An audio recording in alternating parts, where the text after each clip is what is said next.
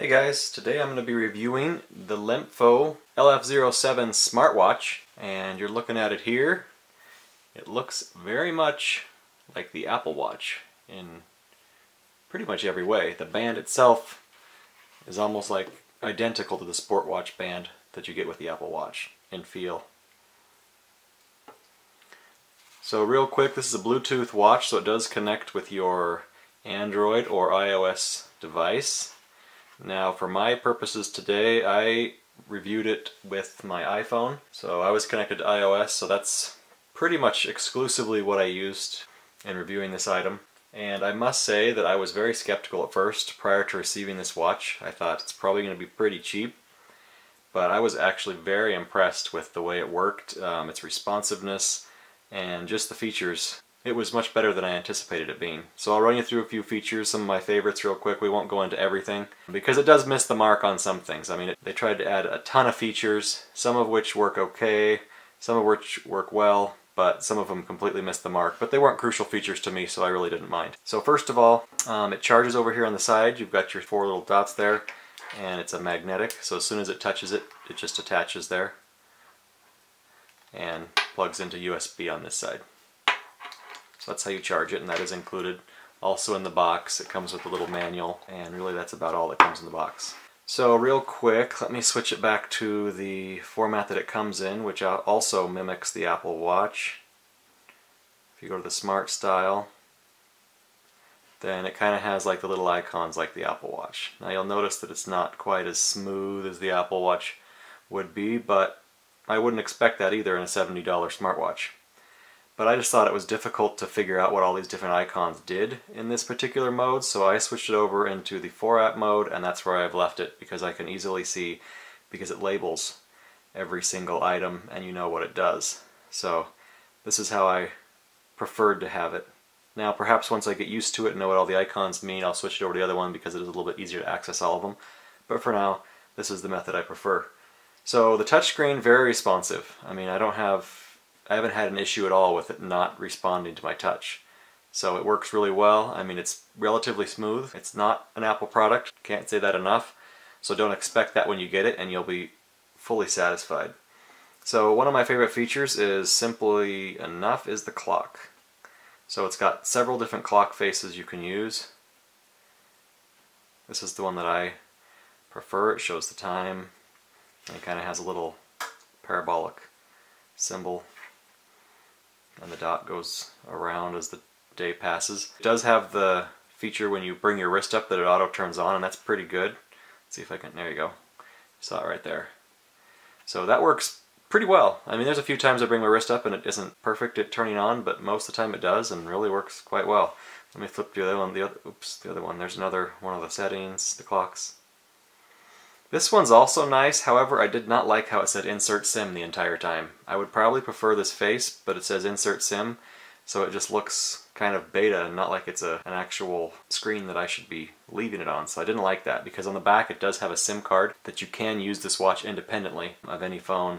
And you don't have to have the SIM card to use it independently either, but if you wanted data or whatnot, then you would need a SIM card. And I did not test that function, but I wish that didn't say that on there, because you have your access to your alarms and the phone and whatnot there. Let's see, there's another one, and okay, I think we're through most of them, yeah. Okay, so a few other features I really like. The battery life on this thing was pretty impressive. The first time I used it, I wore it all day, and this is the first time I had it, so obviously I'm, fiddling with certain settings and whatnot, and then I charged it for like 20 minutes just before I got in bed because I wanted to try the sleep feature, and ran it all night on the sleep feature, and then in the morning still had it on wearing it, and it went for over 24 hours with just a 20-minute charge in between and still never died. So the battery life on this thing is quite amazing. So that was one of my favorite features. Notifications. So I do have this set up to my phone, and it does do notifications, which are really quite cool. So when I get a text, it'll pop up here. If I get an email or any notification that my iPhone receives, it will pop over here, which is really, really cool. However, there is one, I don't know if it's a bug or just the way it works, that is a little bit irritating. But if you have, for example, if I have in my inbox, 10 unread messages and I don't want to mark them as read, every time the notifications come through, I get those messages again. So if you don't clear them on your phone, the notifications, and actually read the email. It continues to send them every time it sends notifications. So that is a little bit irritating because I typically keep my mailbox clean, but not always. So when I don't, it bugs me when it sends it through. The Siri function, that was another one that I thought was really cool. Here, let me find it here. So this will actually talk to my phone. Oh, check my Bluetooth connection. Let me see if it's actually connected. Oh, there you go. So you have seven notifications. Oh, 8.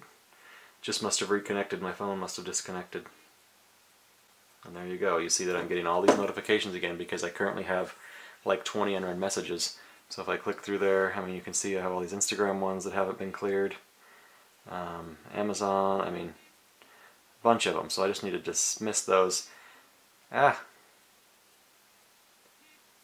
See, now we're going to run into this issue where I'm just going to constantly get notifications during this review.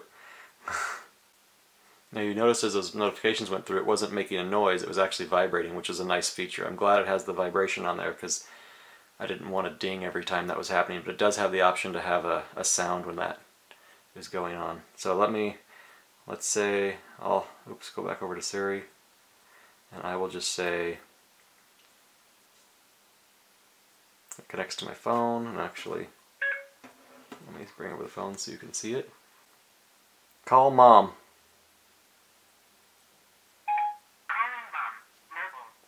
Okay, and I better not actually call her. So I'll end that. But yeah, it'll actually call, and then not only will it call, but then it will use the watch as a speakerphone.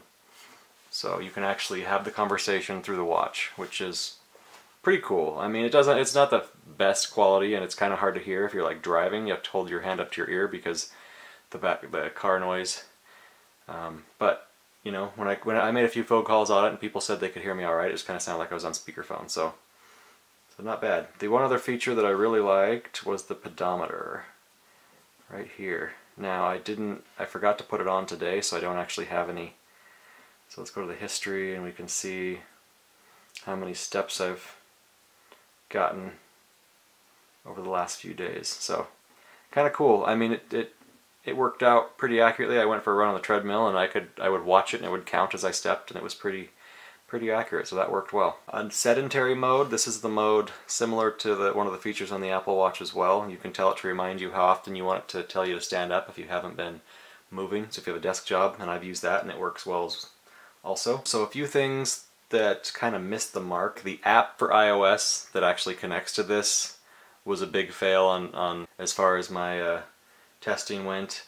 It wouldn't sync. I never was able to get it to sync properly with the watch, so I mean, it was essentially useless. So that was a disappointment. And the sleep monitor, which I thought would be a cool feature, let me show you that real quick. So the sleep monitor, you hit start and it essentially just starts counting and says good. And I tested the sleep monitor out at my desk as I worked, and trust me, I was not sleeping, but it still said it was good as I moved. And so it was just, it doesn't, without connecting to that app, because that app had more information, it really gave you nothing. So that was one of the fails. If I look at, I mean, there's the one that I did at my desk for 30 minutes and it said it was good. So kind of missed the mark there. But overall, I mean, it's got a camera on it, which is pretty cool. I'll show you the camera real quick. There it is, looking back at the camera. It kind of sounds like one of those old cell phones. And you take a picture, and they're really not that great, but it does have a camera, so that's pretty cool. Overall, for a $70 watch, I think it was much better than I expected, and it's something I would actually see myself using. I didn't think I would initially. I thought it would be pretty cheap and not work that well, but it actually worked better than I anticipated, and I really actually liked it. So I thought it was a great watch. If you want an entry level, if you want to test something to see if you really should spend the money on an Apple Watch, this would be a great thing to do, to just see if you'll actually use it and how much you like it. You don't have to pay big bucks for it, but it has a lot of the same functionality. So anyways, I liked it. I hope this review was helpful for you. If you have any questions, feel free to comment and I will try to respond as soon as I can. If it was helpful, click yes or like below, and thanks for watching.